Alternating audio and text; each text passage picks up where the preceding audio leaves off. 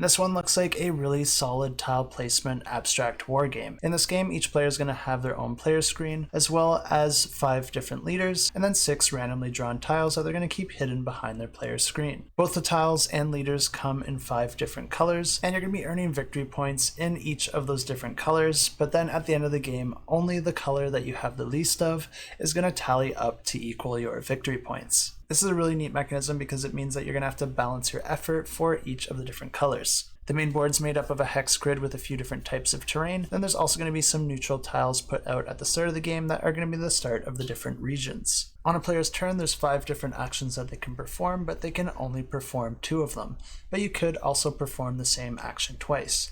And some of these actions could be to place a leader or reposition or even remove a leader from the board, or place a tile on one of the regions. And each of the tiles can also work a little bit different and have a little bit different placement rules. For example, blue tiles can only go on the river, but you can also place as many blue tiles as you want in a single action. But each player only has 1 leader of each color, so if there's ever any 2 leaders of the same color within a single region, then that's going to cause a revolt in that region because you can only have 1 leader of each color in a region. And the way that this is resolved is through a show of strength. So all of the black tiles that are associated with your leader will add onto your leader's strength, but then players can also include any of the black tiles they have behind their player screen, adding that to their side's strength. But the regions are also constantly expanding, and if a tile is ever placed that connects 2 regions together, then that's going to cause a war between the players that have the same colored leaders there. And this works exactly the same as the revolt, but instead of the black tiles, you're going to be using the red tiles, but then any player at the table can contribute red tiles to whichever side that they want to influence and help win. Players will be gaining victory points throughout the entirety of the game by placing tiles in regions with their leader of the same color, and then also by having a leader in a region with a matching pagoda. And as long as you have your colored leader in the same location as that same colored pagoda,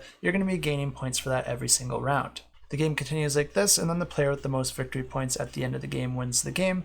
And if you are interested in this one, you'll definitely want to check it out in the description below, because if you subscribe to get notified, you'll also get an additional mini added to your pledge completely for free.